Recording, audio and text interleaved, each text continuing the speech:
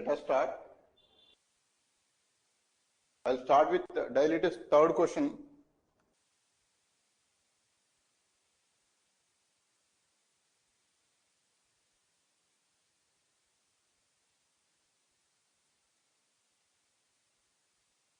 Okay, I'm just writing the question. Two concentric circular cylinders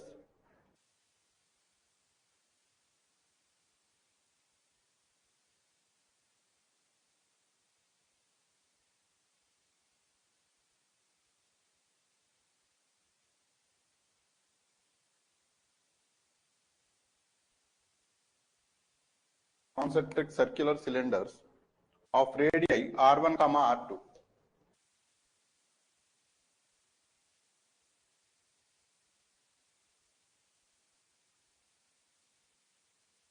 Where r1 is less than r2.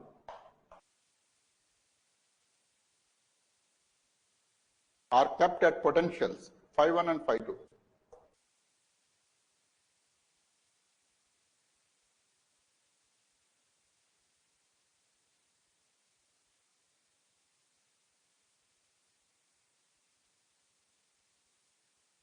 Respectively, using complex function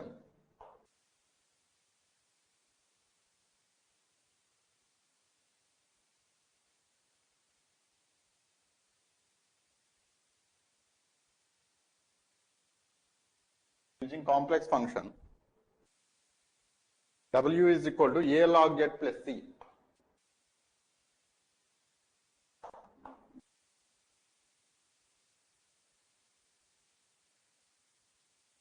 Prove that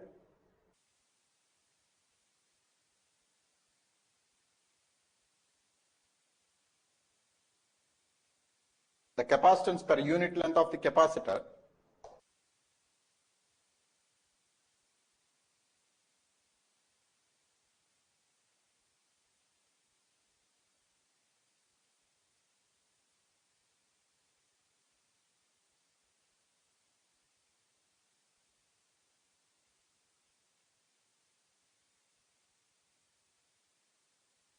formed by them is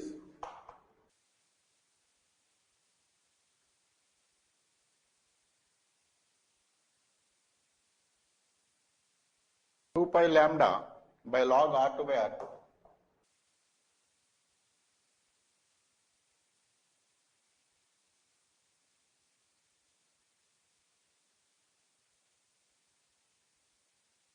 Where lambda is the dielectric constant of the medium.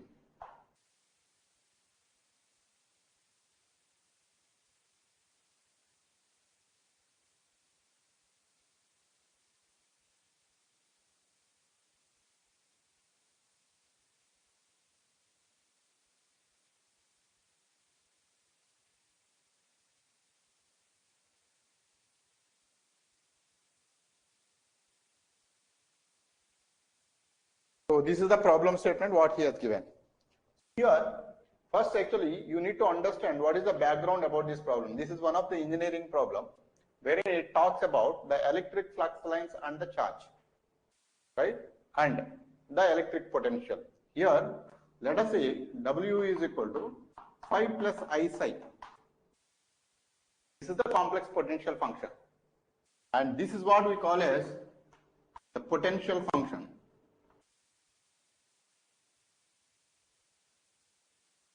This function is called as electric flux function. So this is electric flux function.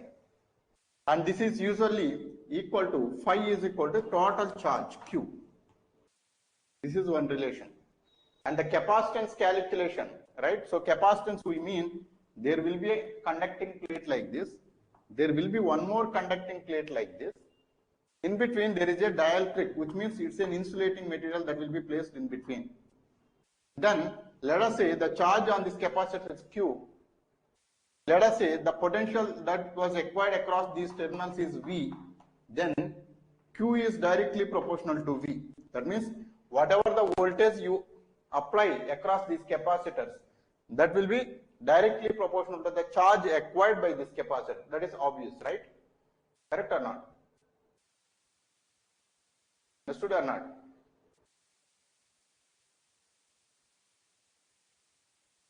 Is this understood or not? Right? So this is the problem statement he has given. This is a parallel plate capacitor.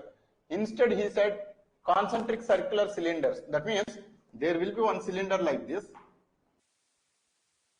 and there will be one more cylinder like this, and in between there is an insulating material. These are the two different cylinders. So this is the cross sectional view of it. So this is the insulating material, and then the potential across this is phi 1. So at the inner terminal, that is phi 1.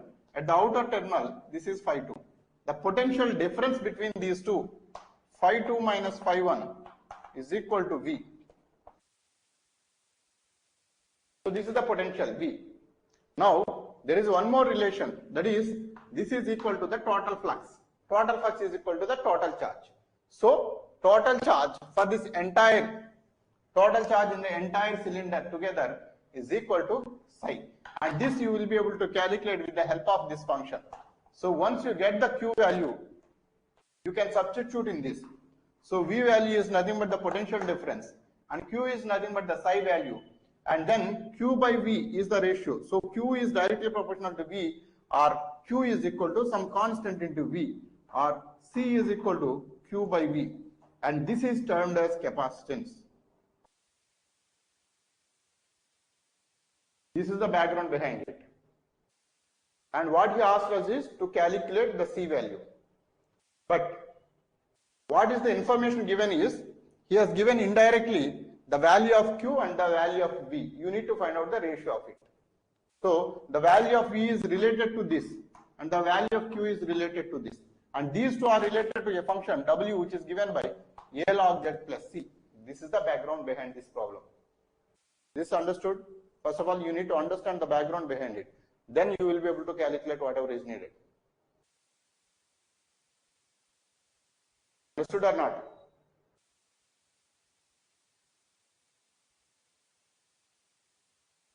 Everybody, Samrin, do we have questions on this? Now, so here W is equal to log A log Z. Now W I will write as A into log of R e power I theta. So this is the Z value in polar form, plus C. So this is A log R plus log of e power I theta plus C. So this is A log R plus I theta into A plus C. So this is A log R plus C plus I theta into A. So this is the complex function W is given by phi plus I psi. Got it? Phi plus I psi is given by A log R plus C plus I times of theta into A. Now from this relation, what you can calculate is, this is nothing but the phi, and this is nothing but I times of psi. So just note down this. I'm going to erase it and then continue this problem. Okay. Now actually we will continue from this.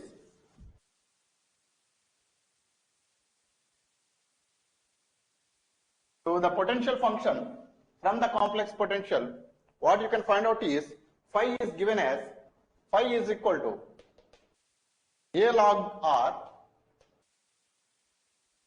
plus C. Now phi 1 is given by A times of log R1 plus C, and phi 2 is given by A log R2 plus C. So these are the values of the potential in the complex format. Now here the potential difference is nothing but the voltage.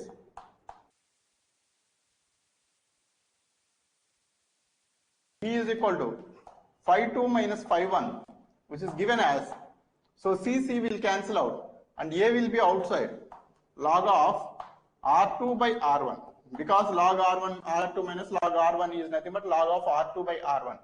So this is the potential value what he has given us. Got it? And then the second function is psi is given as A times of theta. So this is the psi value. So psi is equal to A times of theta.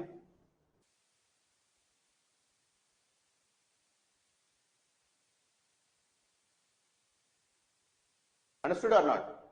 Now the total flux given by, so here the total flux is psi is A theta. This is the magnitude of the flux lines.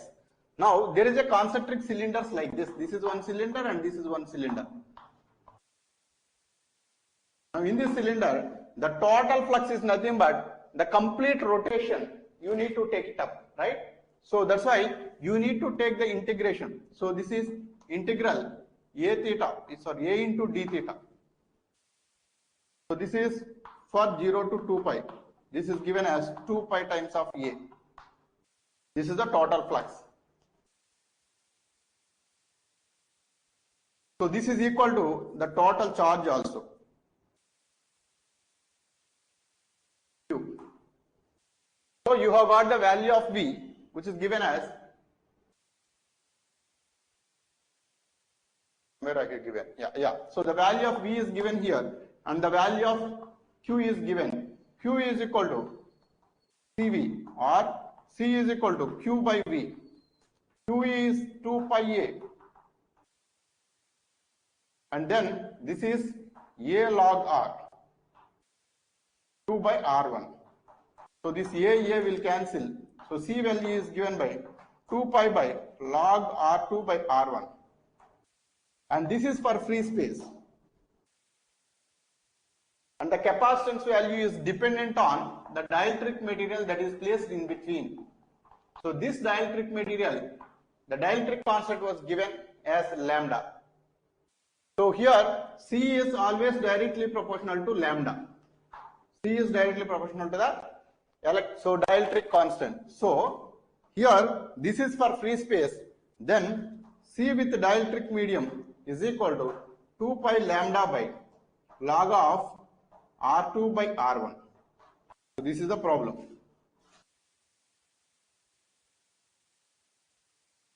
Yeah, so this is an easy question but conceptual. You need to understand this electrical background behind it. Got it? So any questions on this? So this problem actually I have given just to discuss the applications or the engineering applications of this. Got it? So complex potential is one such concept which you can use in electric fields and even fluid fields. So both the places you have very rigorous applications for it. That's why actually this is one such kind of application. And the fluid mechanics is indirectly what we have solved in today's class. This is exactly what you are going to be replicating there. All these are applications. That's it. Any questions on this? You can note down this. Okay. So today I am going to start with the complex integration. This is one of the easy part.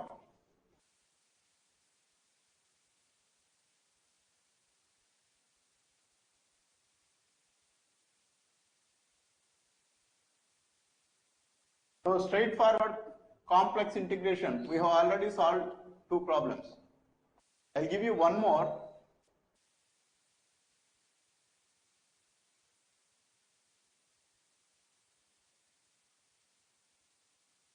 So in this complex integration, I'll give you one more problem. Once you solve that, then actually we'll go with the theorems behind the complex integration. Evaluate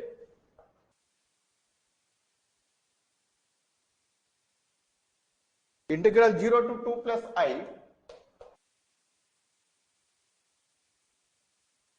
z bar square dz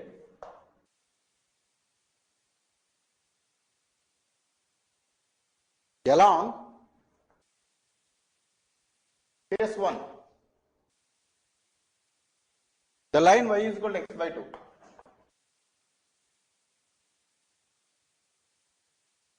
This is one case. And the second case is the real axis to 2 and then vertically to 2 plus I.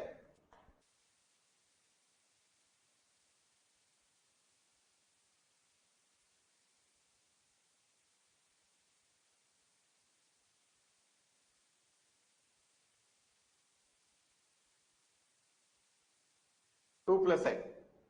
So this is the problem statement. So he just asked us to find out z bar square dz. And the line of integration, what you need to take care is, there are two different lines like what he has given. In the case 2, the real axis to 2, that is, this is the value of 2. And then 2 to 2 plus I, this is, the vertical length is 1. So this point is the complex number 2 plus I. So along this line and then to this line. So this is the complex integration for case 2. And in case 1, the line is y is equal to x by 2. When x is equal to 2, y is equal to 1. That's exactly the same point here. That means there is one straightforward path like this. This line is y is equal to x by 2. So this point is O, this point is A, and this point is B. So in case 1, this is along AB, and in case 2, along AC, OA. So this is along OA, and in case 2, it is OB and then to BA. So this is the integration what you need to carry out. First, I will give you 5 minutes time. You try on your own. Afterwards, I am going to solve it for you. First, you try on your own. So this you will be able to solve it. Yesterday, actually, so in the previous class, I have solved 2 integrations. So this is one such kind of case you can think of. Make it fast.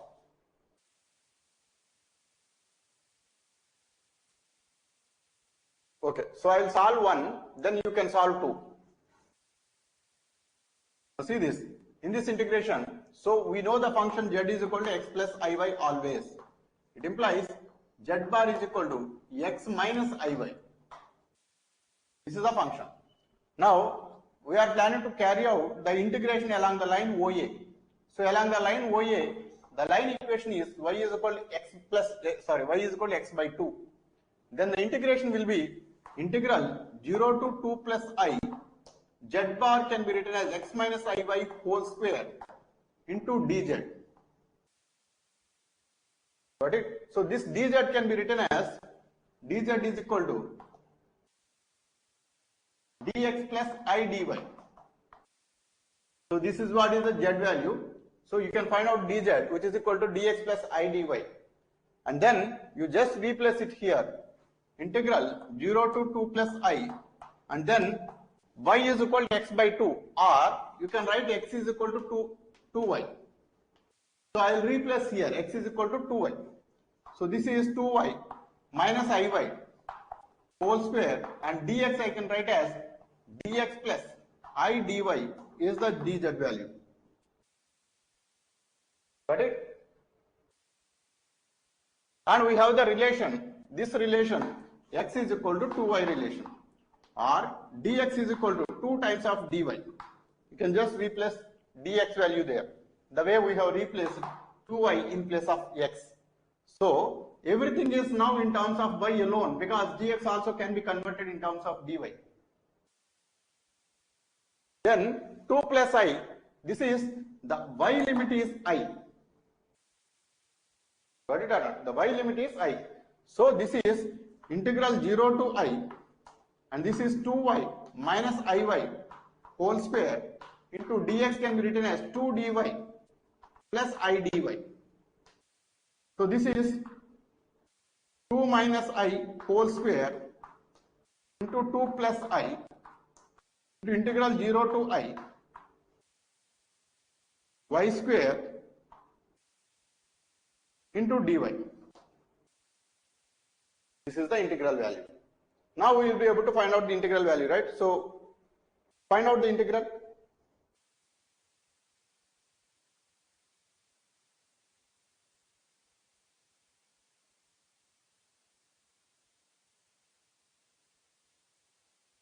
Got it or not? So here actually, when you are taking the y limit, here actually 1 into I. So when we are doing the integration with respect to y, right? So here you need to substitute the value of 1, not the I. That you have to be cautious. Got it? So when you are giving the limits, right? So 2 plus I. 2 plus I is this point. In this is x plus I into y. So this x value is 2 and y value is 1. So when we are doing the integration with respect to y, you have to consider the coefficient of the I, not the I. Got it? That you have to be cautious.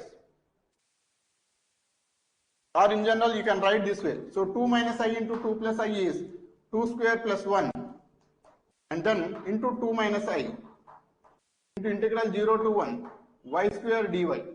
And this value is y cube by 3, and this is 5 into 2 minus I into y cube by 3, and upper limit is 1, lower limit is 0, then this will be 1 by 3. So this is 5 by 3 times of 2 minus I. This is the integral value. Got it? Yes or no?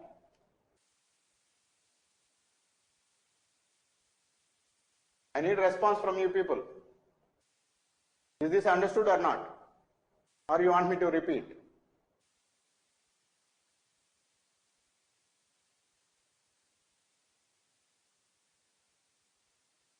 Okay, so other than that, anybody else?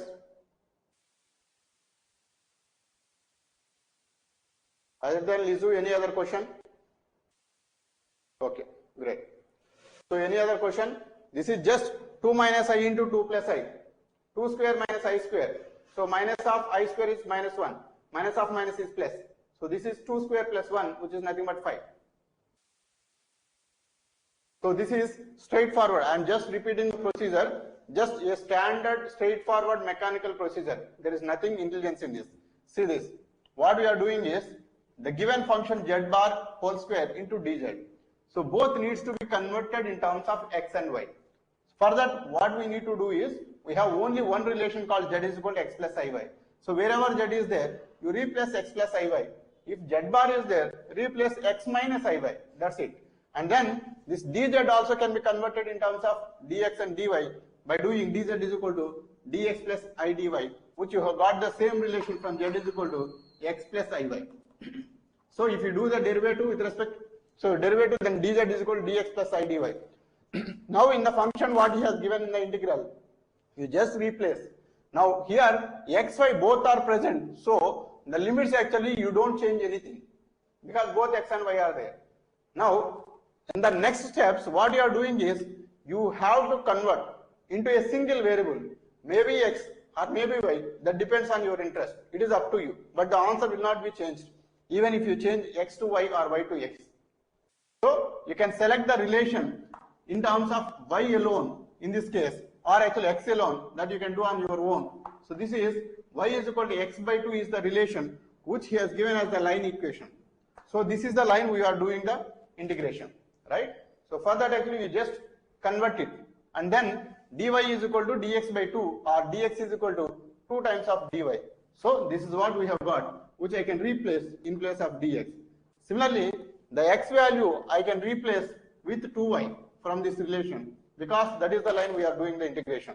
So, and then you just simplify this with the known complex analysis. You just simplify it, integrate it, and as you have done everything converted into in terms of y alone. So what you need to take is the y limit alone. The y limit is from 0 to 1.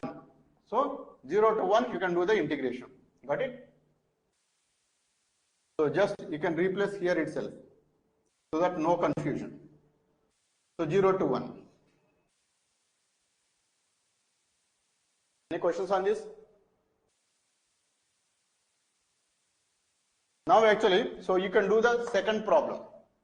The real axis to 2 and then to 2 plus I. Solve this and let me know the answer.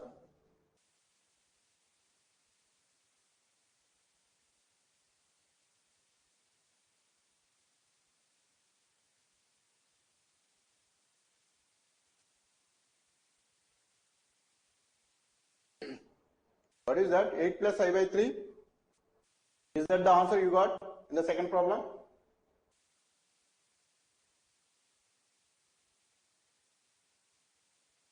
I think that's not correct.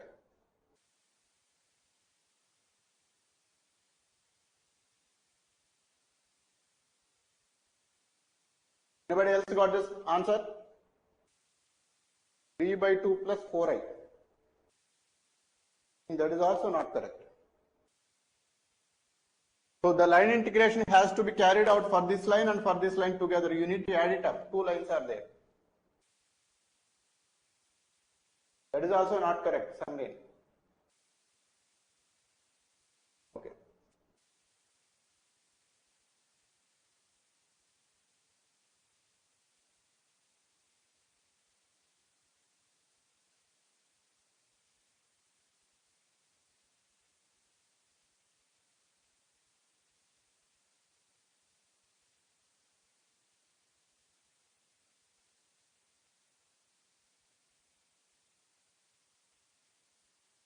Anybody else?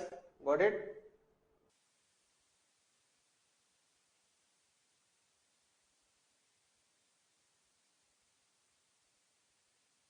See this. Along this line, I will tell you the reason. See this. In this integration, along this line, so we have actual z is equal to x plus iy. Now, along the horizontal line OB, what is the value of y? What is the value of y? So it is 0. That means along that line z is equal to x. This is 1. So z bar is also x alone because there is no imaginary part. So z is equal to z bar is equal to x along this line. Similarly, dz is equal to dx plus I dy. Along this line, is there any change in the value of y? Y is fixed at 0, right? There is no change in the value of y. Hence, dy is also 0. This is 0. If this is 0, for this line OB, integral OB, the z bar value is coming out to be x square and dz can be replaced with dx itself. And the line value is OB. OB is nothing but 0 to 2. So this is one integral. Got it? Let me complete this. See this. This is one integral. And then plus along the line BA. So along the line BA, if you want to calculate, here z plus x. So z is equal to x plus iy. Now here x is equal to 2 and that is fixed there. There is no change in the value of x along this line. So this is 2 minus iy whole square because z is x plus iy. So now this z value is coming out to be 2 plus iy. Z bar is equal to 2 minus iy. Got it or not? Z value is changed to 2 minus iy. If it is 2 minus iy, then there is no change in the value of x. That is fixed at 2. And the change in the value is alone in the y direction. So dy will be there and dx will be 0. So here dz is equal to 0 plus I dy.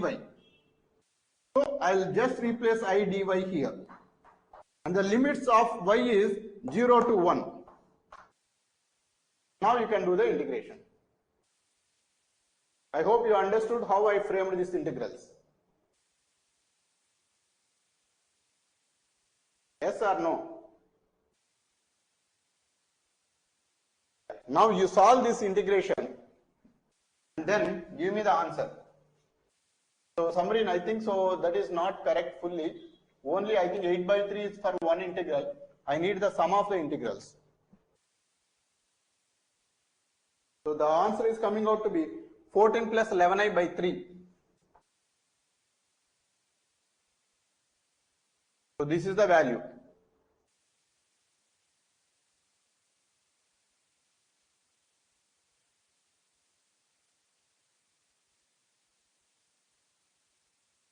You do this integration. I think you made mistakes in this integration only. This is 8 by 3. By looking at it, you will be able to know. But this is not so. So 2 minus iy whole square into I dy. So I you need to treat as a constant. It's a complex constant. So 2 minus iy square. So cube by 3 into minus I. That is how you need to do.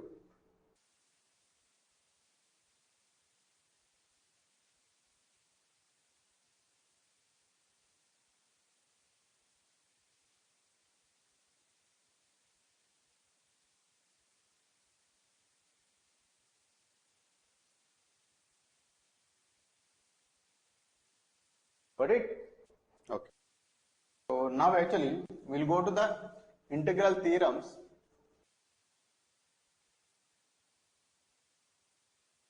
So Cauchy's theorem.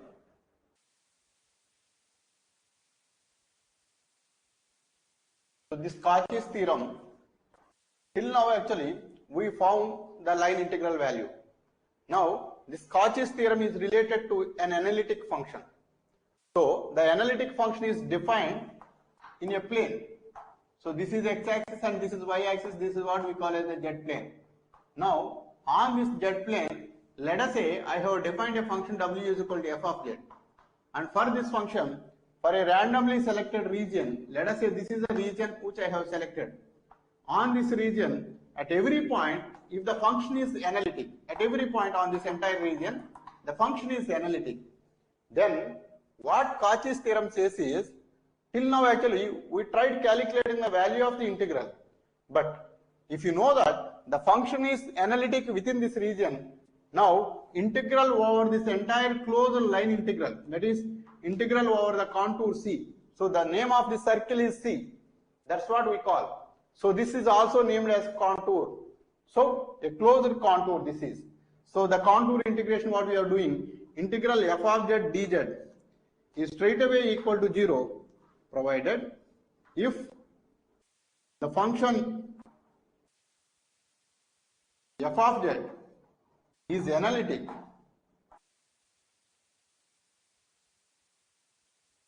within the region enclosed by C.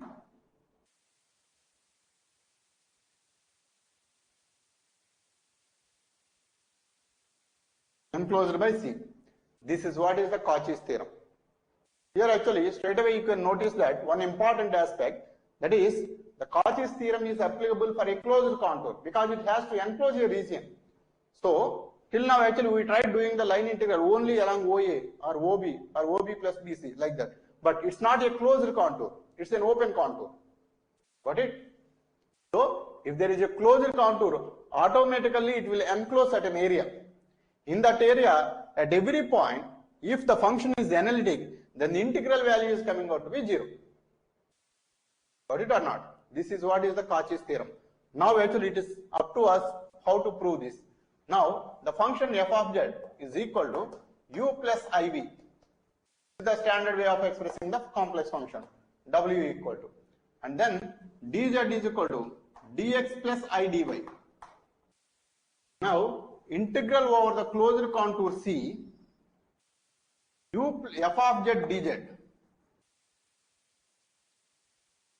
is equal to integral over the contour C, u plus iv into dx plus I dy. Now if you multiply these two, this will come as integral over the contour C, u dx. Then I into I is minus v dy. This is the real part. Plus I times of v dx plus u dy. Got it? So this is the integral value.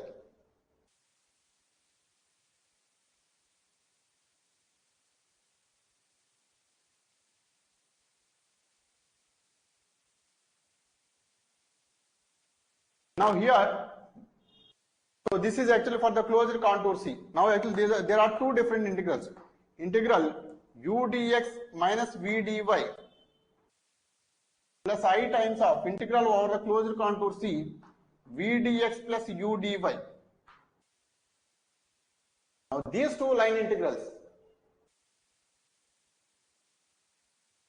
this region part, here, see this.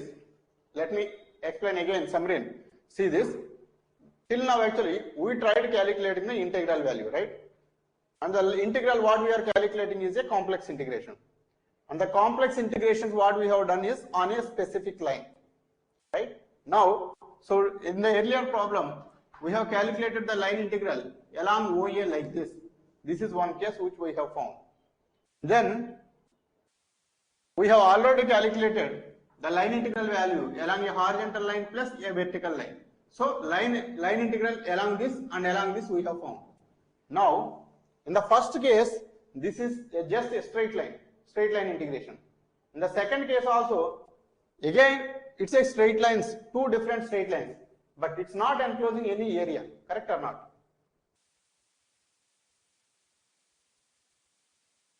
Right? So it's not enclosing any area. Now Cauchy's theorem comes into picture if it is enclosing certain area. So that area is nothing but the region. Now I have a closed contour like this, it's like a circle. Even this also a closed contour provided if you consider all the three lines. If you consider one line, then it's not a closed contour. If you consider two lines, again it's not a closed contour. If you consider all the three lines, then it will be a closed contour. So this you can name as contour C, and this is the region of enclosure. Got it? Now we have defined the function whether it is analytic or not. The way we have defined the function whether it is analytic or not is, suppose if the derivative exists at every point on this particular region, then we say that the function is analytic within this region. Got it or not?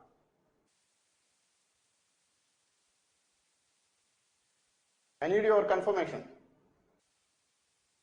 If the function is analytic, then Cauchy's theorem what it says is, if there is a closed contour which encloses a region, obviously any closed contour will enclose a region.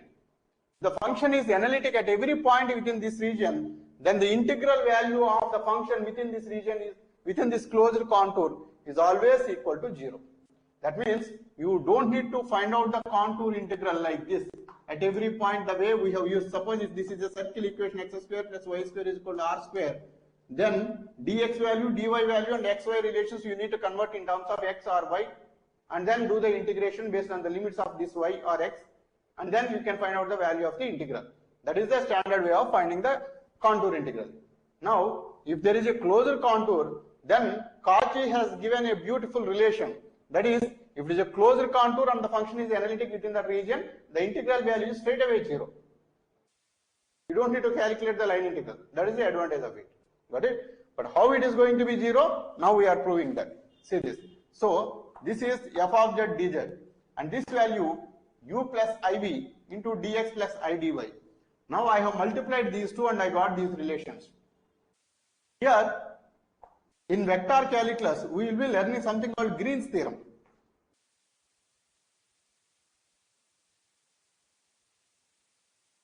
So Green's theorem for a plane, what it gives is, suppose if there is a closed contour which encloses an area, this is the area.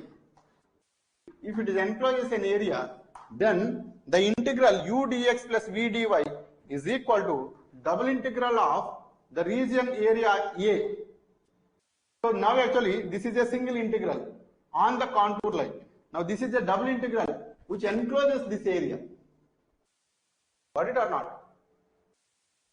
Double integral over the area, then this is dou v by dou x minus, so this is minus, right? So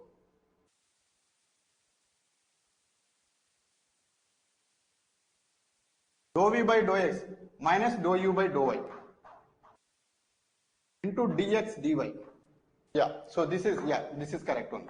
So this is, instead of v, this is minus v, right? So this is minus, you can take it out, minus dou v by dou x minus dou u by dou x. So this value derivative with respect to x and this value derivative with respect to y.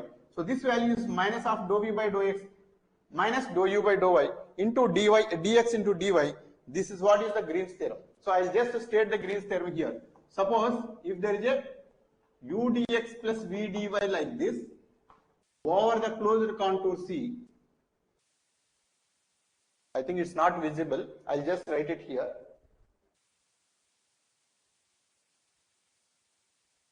Integral u dx plus v dy is equal to double integral. So this is the closed contour and this is the area enclosed by it, and this is dou v by dou x minus dou u by dou y into dx dy. This is what is Green's theorem says. Got it? Green's theorem, what it says is, if there is a closed line integral which you wanted to integrate it, suppose if this closed line integral encloses certain area, then this single integral is equal to a double integral value which is equal to dou v by dou x minus dou u by dou y into dx dy times. This is as per Green's theorem.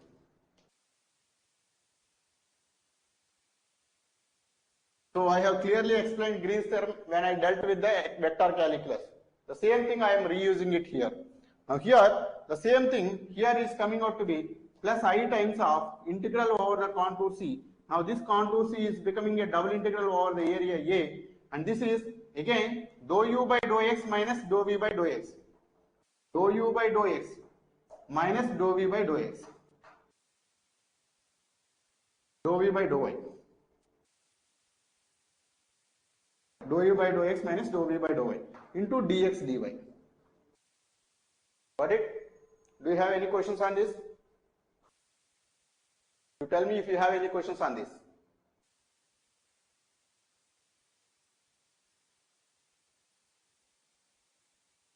Any questions? Anybody?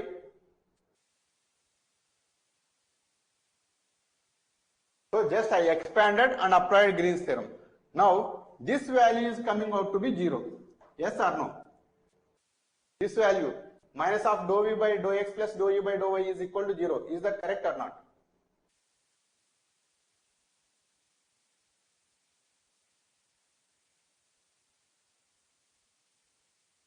Yeah. So why it is equal? On what basis we can say these two are equal? Dou v by dou x plus dou u by dou y is equal to 0. Yeah, exactly. So these are the CR equations. So these two are equal. This integral will be 0. And again these two are equal. This integral will be 0. So here dou v by dou x is equal to minus of dou u by dou y. Hence these two will get cancelled out. Dou u by dou x is equal to dou v by dou y. Again these two are equal. And hence these two will cancel out. Finally, what we are left over is 0. So indirectly what we can say is integral f of z dz is equal to 0. This is what straight away Cauchy's theorem states. So the condition is if the function is analytic. If the function is analytic, then only these values dou v by dou x and dou u by dou y, dou u by dou x and dou v by dou y, all the four values will have the continuous derivatives and the derivatives exist there. If and only if the function is analytic within this region. So within this region, if the function is analytic, every partial derivative with this region is analytic. Or so with this region, every partial derivative exists and it is unique. Hence, we are using that result here with the help of Green's theorem to make it the integral value to be coming out to be 0. This is what Cauchy's theorem states. Got it? Do you have any questions on this? Any questions on this?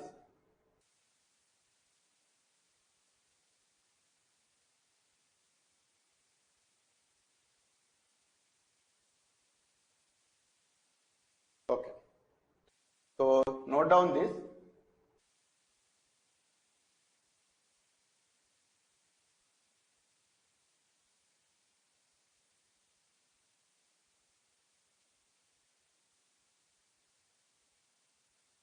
Let me know once you note it down.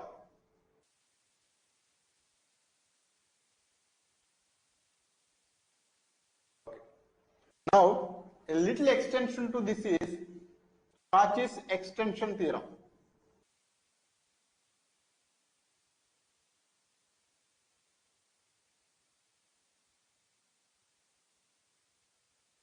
So first we will state this Cauchy's theorem and we will go to the Cauchy's extension theorem. If the function is analytic,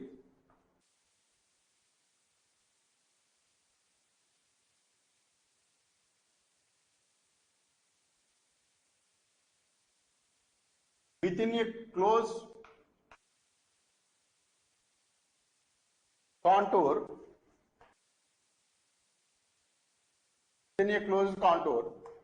then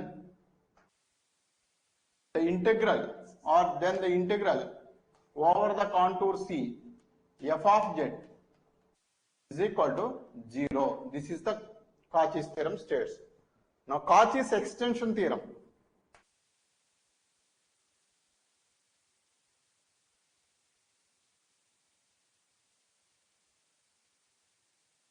what this Cauchy's extension theorem states is, here earlier actually we tried assuming a closed contour wherein the function is analytic in the entire region. Suppose if the function is analytic at every point within this region except for one point, let us say this point is a singular point.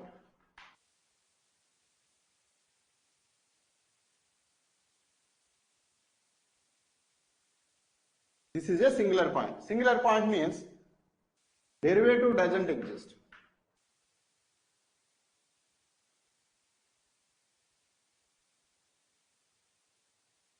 Now actually, can you say that the integral value will still be equal to 0 as per Cauchy's theorem? Cauchy's theorem states that if the function is completely analytic within the region, then only the integral value is 0. Now actually, the function is completely analytic at every point except for one point. Now is the integral will still be 0 or something else?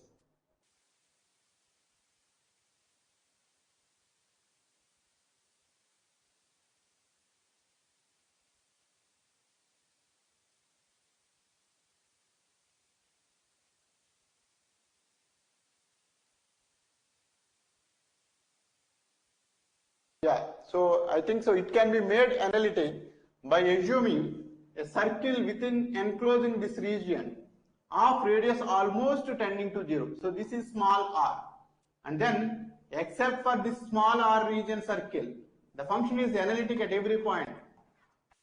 So at every point the function is analytic except with the closed contour region, which is represented by C1, where C1 is this enclosing the only this singular point. It will exclude the singular point. So here you just draw a line like this, and then you draw one more line exactly parallel and almost 0 distance between these two. Now let us say this is the contour direction, and then this contour is coming out to be like this, and then like this, and along the circle like this, and then opposite like this, and then coming out to be this way. Now actually I have made a closed contour by excluding the singular point. Got it or not? Got it? So here there is a bigger circle, there is a small circle. Now this is the contour we are thinking of. In this contour I have drawn a circle like this. I just excluded. I went this way and then I circled it and then came back. So now this contour, this is A and this is B, and this is C1, this is C. Now if you want to find out the integral value, integral over the contour C, f of z dz.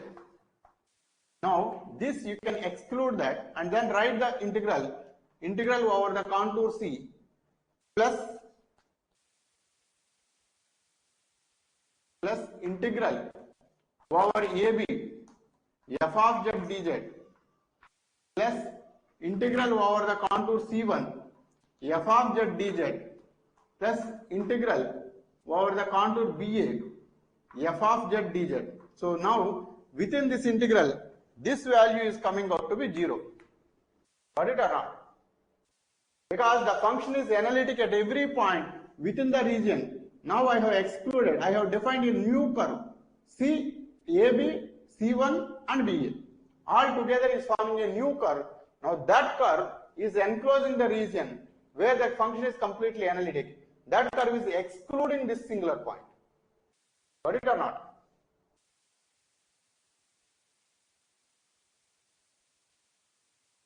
Right? Now this value as per Cauchy's theorem, we know that if the function is analytic, then the function value integration is coming out to be 0. Now this is equal to 0. And then this is a line integral in the forward direction, and this is the line integral in the backward direction BA. So this value and this value will be opposite but same magnitude, is coming out to be 0 again. Got it or not? And then here integral over the contour C f of z dz plus integral over the contour C1 f of z dz is equal to 0. Now here this is contour C and this is contour C1.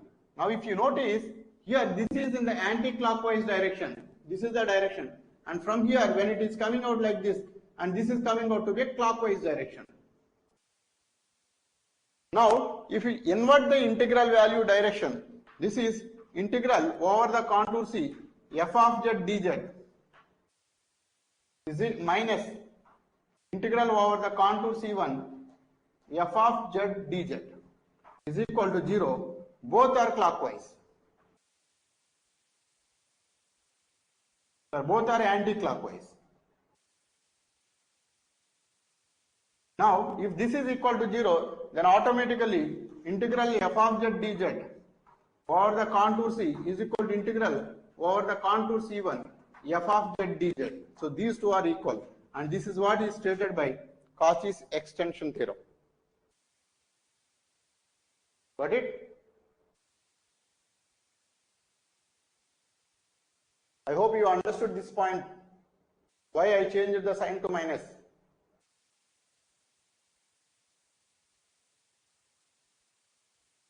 How is, see this, if you draw a line like this, this is going in this direction, but this is coming in the opposite direction.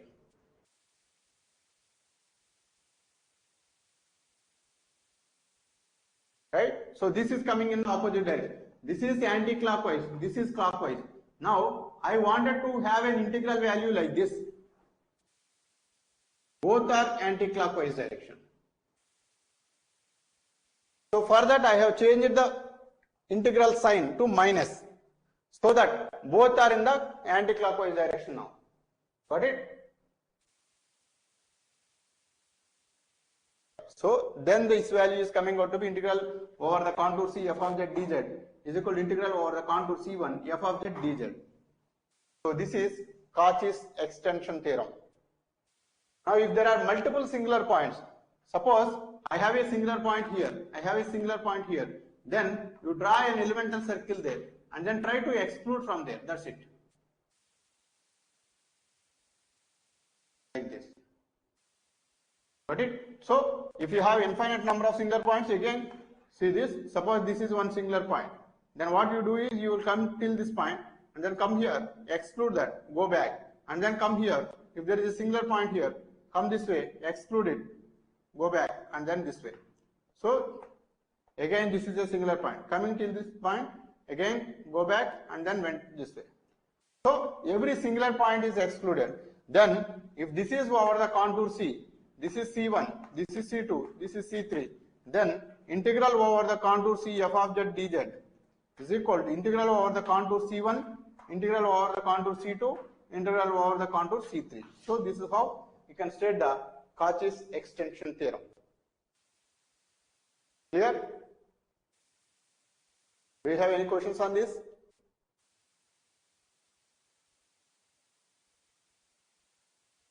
Any questions on this?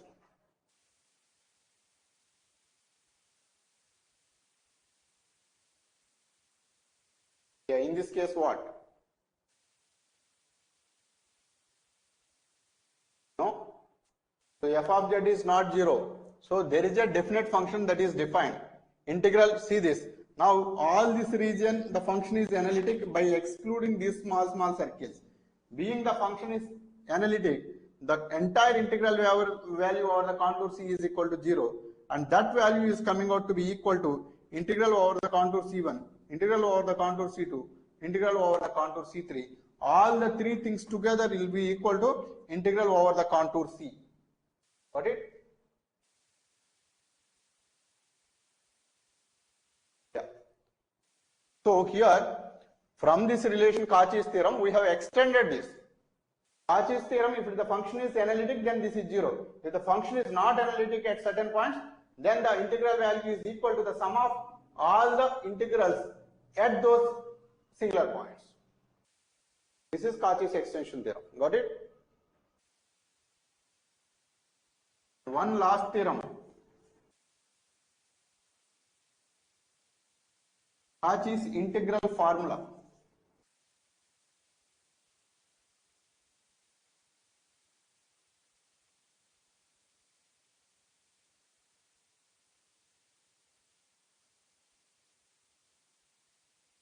If you have note down the Cauchy's integral formula.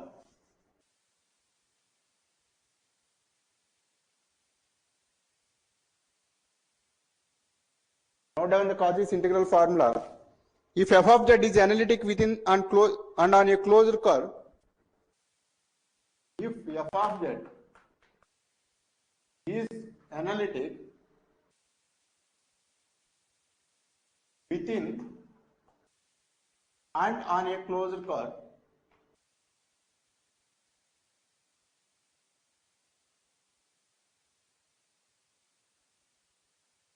on a closed contour,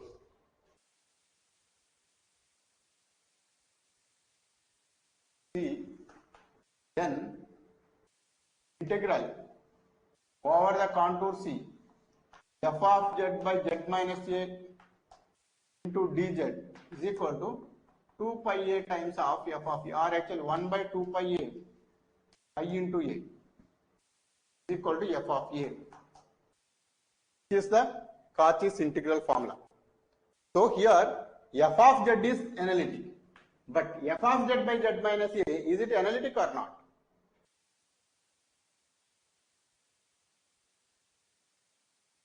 F of z is analytic. F of z by z minus a, is it analytic or not?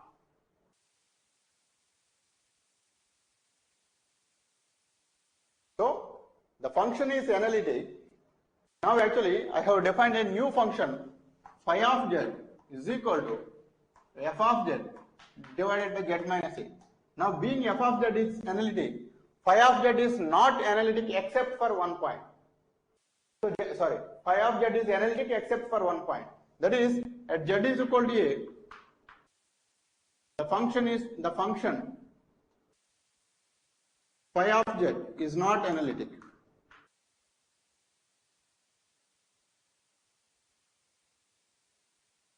Now in such case, the integral value is coming out to be 1 by 2 pi ia times f of z dz divided by z minus a is equal to f of a. This is Cauchy's integral formula.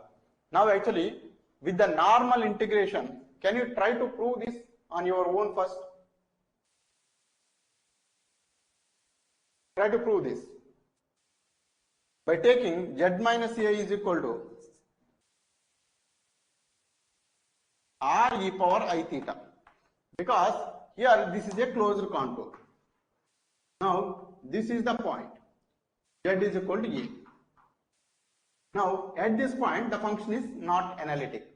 Now if this is not analytic, then you can exclude that region and then you can find the integral for it, the way we have done in the Cauchy's extension formula, right? So this is over the contour C.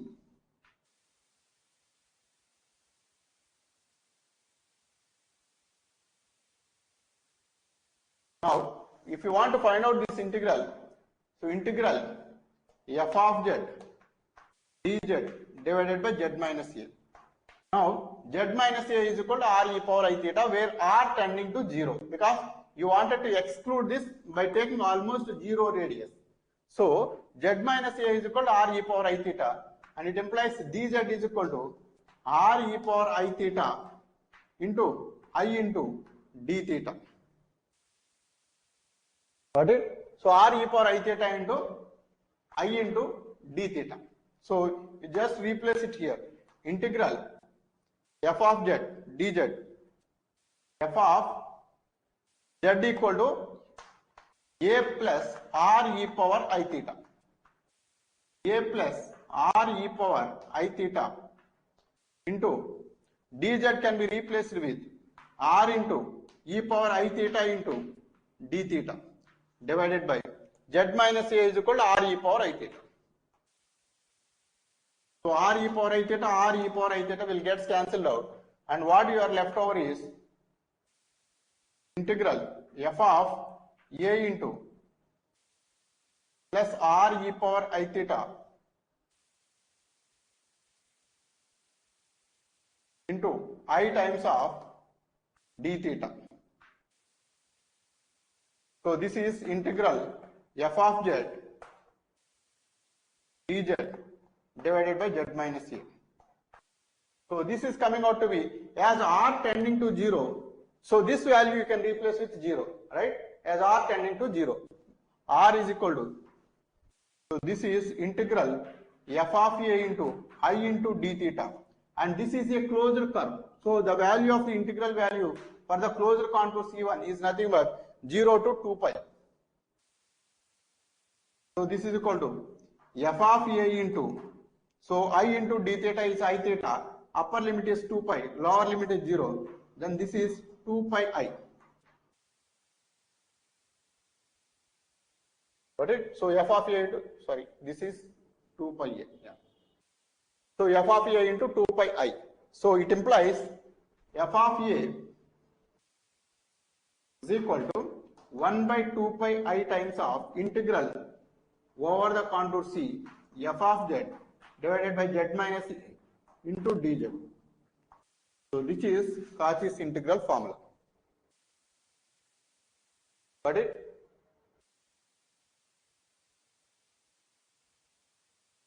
Got it or not? Right? So these are the fundamental integral theorems. So except for these three theorems, there are no other theorems are there for complex integration. But all are interrelated to each other. The fundamental theorem is Cauchy's integral theorem, which states only about the closed contours, not the open contours. So the integrals what we are doing is of two kinds. First kind is straightforward line integration. So it may be a single line, or maybe two lines, or maybe a curve, but it is an open curve. So that is normal xy relations you have to make use to find out the line integral on the curves or the straight lines or the multiple straight lines, provided if those are not enclosed. Suppose if there is a closed curve, then you can start using Cauchy's integral. So you can start using Cauchy's theorem. Now Cauchy's theorem, there are multiple parts in it. The first part is Cauchy's theorem what states is, if the function is analytic within the region closed by the contour, then the straightaway integral value is coming out to be 0. This is the first statement. And then we can extend the Cauchy's theorem. So that is Cauchy's extension theorem. What it says is, the function is analytic, but except for few points, singulars. So if few singular points are there, then the Cauchy's extension theorem, what it says is, if the integral f of z dz is equal to integral over the contour C1 plus integral over the contour C2 plus integral over the contour C3, where C1, C2, C3 are the closed contours which encloses these singular points with almost 0 radius. This is a Cauchy's extension theorem. Now this extension theorem we made using in proving Cauchy's integral formula. So this Cauchy's integral formula is important. What it states is, if the function is analytic except for, so if the function is analytic f of z, then you want to find out the integral value of f of, not f of z, you want to find the integral of f of z by z minus a. You know that the function f of z is analytic. So you have introduced a single point by changing the function value. F of z by z minus a is analytic except for one point z is equal to a. In such case, we proved that this integral value, integral f of z dz into z minus divided by z minus a, is coming out to be 2 pi I times of f of a. And this is what is called as the residue also. So I am going to explain the residue theorem in the upcoming class. So you understand all these three theorems first. Tomorrow we are going to, so not tomorrow, Monday I am going to solve some of the problems based on this understanding. Then we can go to the residue theorem. Got it? Any questions on this? Any questions on this?